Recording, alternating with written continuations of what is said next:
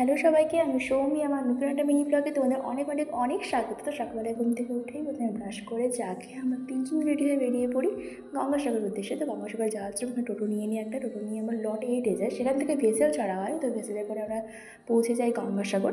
তো গঙ্গাসাগরে নেমে আমরা আবার একটা বাস নিই, সেখানে 1 ঘন্টা জার্নি করে আমরা পৌঁছে যাই গঙ্গাসাগরে, যেখানে স্নান করা হয়।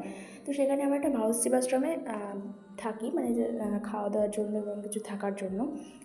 তো সেখানে স্নান টান কুপন নিয়ে আমরা চলে যাই খাওয়া দাওয়া করতে। খাওয়া দাওয়া কমপ্লিট করার পর আমরা চলে যাই কপিলমুনি আশ্রমে।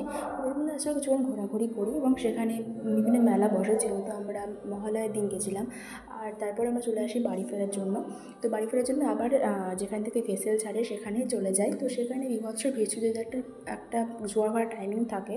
তো মোটামুটি 6 ঘন্টা ওয়েট করার পর যখন ভাটা থেমে যায়, জোয়ার আসে, তখন আমরা আবার ভেসেলে করে বাড়ি ফিরে আসি। তো তারপরে খাওয়া দাওয়া করে আজকের দিনটা কমপ্লিট করি।